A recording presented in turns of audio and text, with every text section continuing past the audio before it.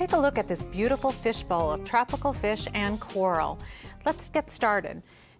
We'll need some 3D markers, some brush pens, some markers that also work on glass, and we're using two types of clay. We're going to use an air-dried, lightweight clay, a modeling clay that bakes in the oven, and our tools. And of course, we'll need a fishbowl, glue, scissors, tape, and some basic supplies like toothpicks and a paintbrush and some sandpaper. So let's get started. The first thing we want to do is break off a piece of our air-dry clay. The air-dry clay is very lightweight, so it'll stick very easily on the outside of the mold, and it's not going to be too heavy. The other thing is that once this dries, you can sand it, you can stain it, paint it, you can even drill it. So I'm going to take a couple sections off, and I'm going to make some small, kind of snakes, because I'm going to use those to create coral. This would be a good time to kind of research different types of coral and what are found in the oceans, possibly near where you live. So I'm going to start out with one piece, and I'm going to take a second one and join those together. And I could dip my finger in water to add that, to make them join together easily. So I'll continue with my pieces. And I'm just going to make one that builds out from the center piece here. And pinch off the top, add that piece there. Coral is all different shapes. So there's really all different shapes that you might see in nature.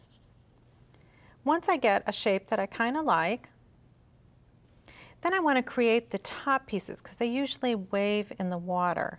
And to do that, I'm going to take the top of my paintbrush and poke a hole into it. Now you could curl it around. There's all different things that you can do. And if you take a look at some of the ones I've created here, I've made ones with bars with just the circles in it that kind of look more like a fern effect. Another one with the small pieces, even a starfish. Now I'm going to let this dry following the manufacturer's instructions, and that'll air dry and it'll be nice and lightweight. So let's take a look at the starfish. Now I'm going to paint it.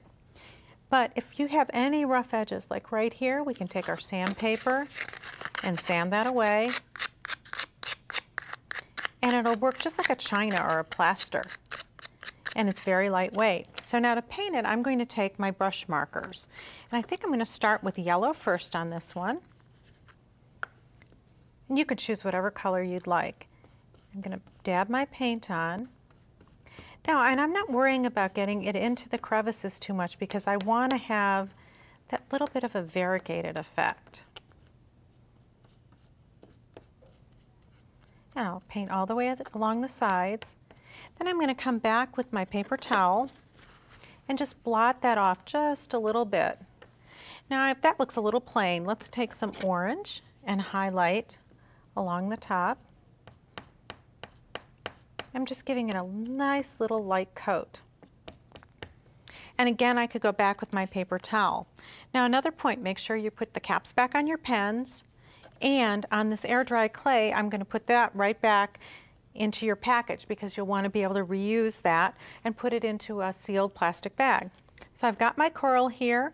I'm going to let these go to the side, and I've got some that I've already painted. Now the next thing I want to do is create my fish. What I've done is I've taken my fish bowl and I've taped the patterns to the inside. And there's a sheet of patterns that will be on the website, or you can draw your own. I put just a little piece of tape because we're going to remove those later. Now I want to take a pen that's going to work on my surface. And it's good to start with your light colors first. So let's start on this fish right here. I'm going to paint in this white section. And what you want to do is paint each section and let it dry. That way you're not going to smear your colors. But you can see how nice and opaque that marker goes on. It's a nice dark white color. Now the next step would be, let's add the red around that one. And as I said, if you were doing this at home, you might take a little bit more time and be careful that you don't go up next to the other color. Color in that section. And put his fins on. And continue on until you have the whole fish done. and then go back with your black markers. The other thing you want to do is consider using some neon colors, because a lot of fish have beautiful neons, especially in tropical waters. Let that dry, and then once that's completely dry, I also want to add a little bit of detail. And to do that, I'm going to take my glitter markers. Now I'm going to start with this one. Pull that cap off. Get that started. And it's a good idea to squeeze that to the tip, maybe put a little bit onto a paper towel so you don't get too much. I'm going to add a little glitter. Now, of course, at home you would let each step dry before you went to the next step. But I might put it along this outside edge. Another thing I might want to do is add some water. So I'll use a translucent glitter and add the air bubbles coming up. And I continue on coloring as much as I'd like, and then when I'm done, I can just peel these away from the back. So that would be the outside. Now the next thing I want to do is to add my coral to the front. And I want to use a nice thick tacky glue. And you're going to leave this on its side for a while so that it all dries. And I'll position my coral. Let's kind of figure out where I'd like to put some of these. This is a hard, and these are drying hard, and so they would go all around the front. Now that's the front. Now you could also create another scene on the inside by using an oven dry clay, which will be heavier.